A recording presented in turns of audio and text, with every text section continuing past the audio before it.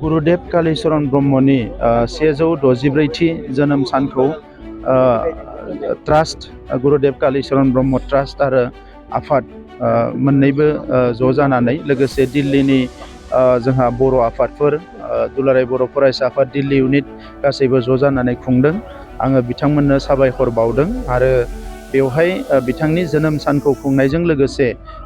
बिथांमोना गुरुदेव कालीचरण बान्था ट्रास्टनिफ्राय बिथांमोना दिनै बिलाइदों आरो बेवहाय जादव पायें जायखौ फरेस्टमेन अफ इन्डिया होनना बुङो बिथांनि मुङाव बिथांमोना बेखौ होनाय जादों। मोनसे समाव जेरै गुरुदेव कालीचरण ब्रह्मआ जोंनि माहारिखौ मोनसे गोथों आरो गेबें लामाजों दैदेनलांनो खोमसि फोथायनाय जौ सेरेब बायदिसिना गाज्रि थासारिनिफ्राय बोखांनो थाखाय मोनसे धोरोमनि गेजेरजों बिथाङा मोनसे सोदांनायनि हाबाफारिखौ जागायदोंमोन। थिग बेबायदिनो दिनै मुलुगनां मोनसे गाज्रि थासारि माने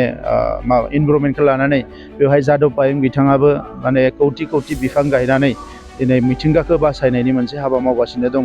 स' बिथांनो बान्था होनाया जोबोद मोजां जादों, आं बेखौ बाख्नायो। आरो दिनै गुरुदेव कालीचरण ब्रह्मनि मोन्थोरजोंनो बिथांनि बानिजोंनो बिथांनि जि मोनसे सान्थौ सानस्रिजोंनो जोंनि हारिया दावगाबोगासिनो दङ। आरो बिनिखायनो आङो आथिखालाव जोंनि माहारियाव जिखिनि जोंनि आफादफोर दङ, गासैबो दैदेनगिरिफोर दङ, फसंथानफोर दङ, बयबो खौसे जानानै गुरुदेव कालीचरण ब्रह्मखौ मुलुगाव बिथांखौ फोथांना दोननो थाखाय एबा बिथांनि सान्थौ सानस्रिखौ जोङो मुलुगाव गेवसार होनायजों लोगोसे बेजोंनो मोनसे सोद्रोम समाज दानायनि जे आगान बेखौ जुरिलांनो थाखाय आं बयखौबो खावलायदों। मानोना मोनसे हारियाव बेबायदि साफा साफा गेदेमा सुबुङा एखमबा जोनोम जायो आरो बिथांमोना गोबां मेसेज जोंनो होलाङो। दा गुरुदेवा जोंनि हारिखौ बोरैहाय दैदेननांगौ बिनि गासैबो आइडियाफोरखौ होलांदों, बोरैहाय जौगानांगौ। गुबुन फारसेथिं गुरुदेवनि मुङावनो जोंनि माहारिया बिथांनि मोजां खोथाफोरखौ, मोजां बानिफोरखौ फोसावनानै मुलुगाव मिथिजानाय मोनसे हारि जानो हायो। स' बेबायदि खोथाफोरखौ दिनैनि समाव ब्रह्म धोरोमजों लोब्बा थानाय गासैबो जोंनि प्रफेसारफोर, स्कलारफोर, सानसुमैफोर बयबो खौसे जानानै साननांगौ। आरो लोगोसे बर' माहारि एज ए हल, ब्रह्म धोरोम सिबिग्राल' नङा, बर' माहारि एज ए हल जोंहा गिदिर मोनसे बिबान दङ, गिलिर मोनसे बिबान दङ। मानोना गुरुदेवा धोरोम फोसावदोंमोन बिदिल' नङा, बिथाङा बै समाव साइमन कमिसनखौ लोगो हमनानै जोंनि राजखान्थिनि अधिकारखौ लानानै मेम'रेन्डाम होदोंमोन। जोंनि फरायसाफोरखौ खौसे खालामनानै फरायसाफोरनि गेजेराव सांग्रांथि लाबोनायनि थाखाय बिथाङा खामानि मावदोंमोन। सात्र सन्मलिय'नि दानानै मोनफ्रोमबो बिथिङाव बिथाङा आखाइ होदोंमोन। स' बेनिखायनो दिनै गुरुदेवनि जि सान्थौ सानस्रियानो बर' हारि जौगानायनि मोनसे सान्थौ सानस्रि जानो हायो। ओंखायनो गुरुदेवा अरायसम जोंनियाव अमर जानानै थागोन आरो बिथांनि सान्थौ सानस्रिखौ फोथांना दोननायजों लोगोसे मुलुगनि मानसिफोरखौ मिथिहोनो गुरुदेवनि मुङाव मोनसे इउनिभारसिटि गायसननो हायो। दा बेवहाय आङो ट्रास्ट आरो जोंनि आफादफोरखौ खौसे जानानै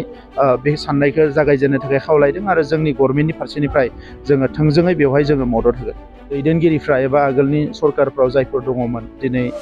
गुरुदेवनि जोनोम सानाव आं बेफोर खोथाखौ बुंनो सानाखै। नाथाय दुखुनांथावा बेनो जे गुरुदेवनि बिथांखौ गोथै सहखौ बा बिथांखौ जेराव दोनदोंमोन बे जायगाखौबो फोसाबाखै, माइ दुब्लि जानानै दङ आरो गुरुधामखौबो फोसाबाखै। बिनिखायनो थांनाय बोसोरनि जि फाइनान्सियेल इयाराव जोङो 3 करोड़ रां हमदों जे बेफोरखौ फोसाबनो थाखाय। देग्लायबो जोङो हमगोन आरो गुरुदेवनि जि गुरुधाम बेखौनो बयनिख्रुइ फार्स्ट फोसाबग्रोनांगौ होननानै जों सानदों। आरो बेवहाय गेस्ट हाउस बानायनाय, अडिट'रियाम बानायनाय, लाइब्रेरि, मिउजियामनिफ्राय लानानै प्रेयार हल बानायनाय गासैखौबो जोंहा ट्रास्ट आरो आफादा जोंखौ बुंदों आरो बे हिसाबैनो जोङो बेखौ बानायनानै मेक्सिमाम फैगौ 5 बोसोरनि गेजेराव गुरुदेवनि जिखिनि माखासे सोरजिनांगौ बिथिंफोर, इन्सटिटिउसनफोर बेखौ सोरजिनायनि थाखाय जोङो आखायाव लागोन। बेखौ बोरैहाय रैखाथि होनो हागोन बेयो साननांगौ बाथ्रा। खारन ब्रह्म बर्डिंनि जि बाथ्रा बेखौ बयबो मिथिगौ, जि समाव प्रटेक्सन होनांगौमोन बै समाव होआखै, नंखायनो बे जोबोद गाज्रि अबस्थायाव दङ। दा आङो आसाम सरकारजों रायलायबाय थादों, जिहेतु बियो बिटिआरनि सिङाव गोग्लैया, बेखौ जेरैखि जाया प्रटेक्सन होनांगौ आरो बेवहाय मोनसे फसंथान लुनांगौ होननानै आसाम सरकारजों सावरायबाय थादों। आरो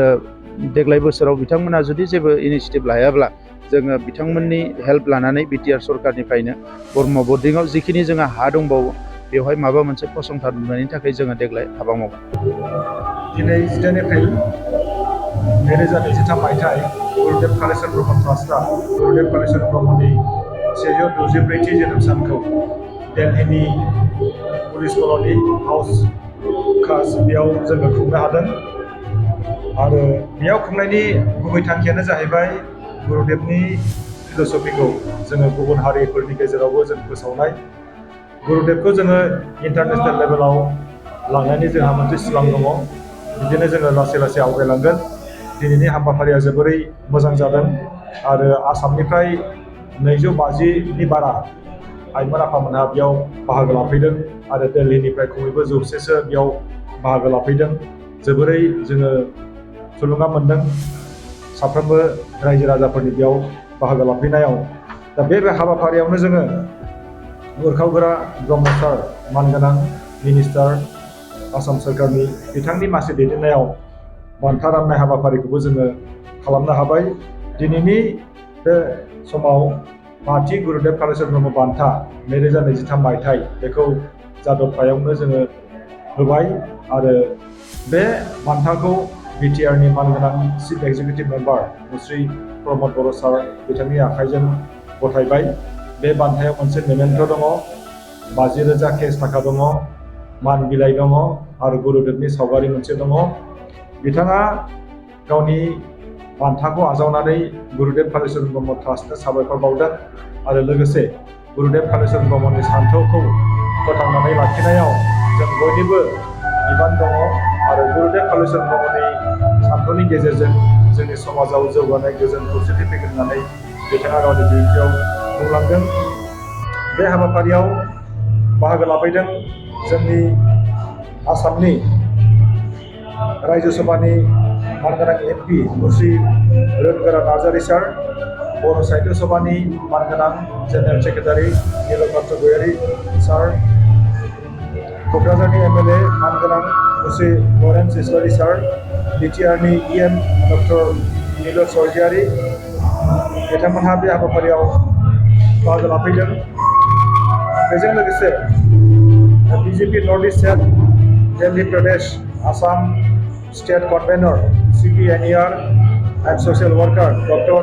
गिताश्री भुया नरुला बिथाङाबो बाहागो लाफैदों नैबे हाबाफारियाव जोंनि माउथपिस गुरुदेबनि बोसोन बेखौ सासे थुनलाइगिरि बिथाङा बेखेवनानै होयो सासे थुनलाइगिरि प्रफेसर रमेश भारद्वाज बिथाङा भारतीय हिन्दुस्तानी साहित्य सभानिफ्राय फैदों महर्षि वाल्मीकि इउनिभार्सिटिनि भाइस चेन्सेलर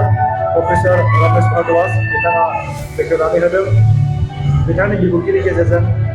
बिथाङा बुंदों गुरुदेब कालिचरन ब्रह्म नङामोनब्ला दिनैनि समाव बर' हारिया राव हारिमु थुनलाइ जौगानो थानाय नङामोन दा बेनिखायनो गुरुदेबनि फारसे जोंहा मान थानांगोन जोंहा फोथायनाय थानांगोन आरो गुरुदेबनि फिल'सफिखौ फोथांनानै लाखिनांगौ होननानै बिथाङा बुंदों बेजों लोगोसे दुलाराय बर' फरायसा आफादनि पाब्लिक रिलेसन सेक्रेटारि सोमदोन ब्रह्म आरो दिल्ली बर' एस'सिएशननि एडभाइजार दालिम चन्द्र ब्रह्म बेनिफ्राय दिल्ली बर' बाथौ गौथुमनि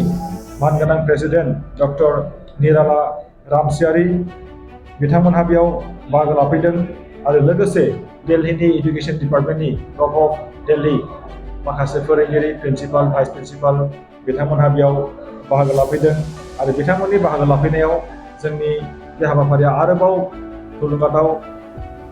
सिगनिफिकेन्ट जाबावदों बेखौ जोङो बुंनो हायो जोबोरै मोनसे रंजाथाव सम नैबे समाव आङो आरो बुंबावगोन रायजोफोरनि मददजों एफा एनै थाखानि मददजों जोङो गुरुदेबनि सावगारिखौ गुरुदेबनि स्टेचु हाफ जोङो बानायनो हादों फाइबारनि आरो बे फाइबारनि मुसुखाखौ दिनै बे दिल्लीनि बे हाबाफारियाव जोङो गिबियै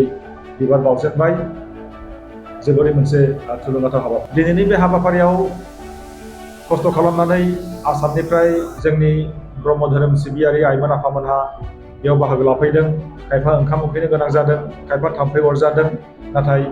गुरुदेबनि बे हाबाफारिखौ बाहागो लाफैनो होननानै बिथांमोनहा बेयाव फैनायाव जोंहा जोबोरै गोजोननाय दङ आरो बिथांमोनखौ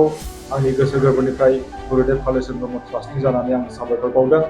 दिनै बे हाबाफारिखौ मासिगिरि महरै सामलायनायनि थाखाय जोंनि मानगोनां मन्त्रि आसामनि मुस्रि उरखावगोरा ब्रह्म सार बिथांनिसिम आं साबायखर बावदों जोंनि बिटिआरनि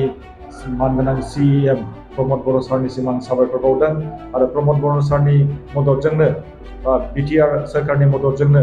नैबे हाबाफारिखौ जोङो खुंफुंनो हादों। बेनि थाखायनो जर'खायै आङो बिटिआर सरकारनिसिम आं साबायखर बावगोन। लोगोसे जोंनि दिल्ली इउनिट कमिटि एबसुनि मानगोनां प्रेसिडेन्ट बिश्वजित नार्जारि बिथाङा जोबोरै खस्थ' खालामनानै नैबे हाबाफारिखौ एरेन्जमेन्ट खालामदों। बिथांनिसिम आं साबायखर बावबाय। बानजाय आफादनि मानगोनां आफादगिरि बिजित गोरा नार्जारि, दानि MCLA बिथाङाबो जोबोरै जोंखौ मदद होदों आरो बिथांमोननिसिमबो आङो साबायखर बावबाय। आरो लोगोसे साफ्रोमबो मेडिया बिथांमोनखौ आङो साबायखर बावबाय। जोंनि बे हाबाफारियाव नुजाफैनो हानाय गाहाय आलासि, जों लोगोसे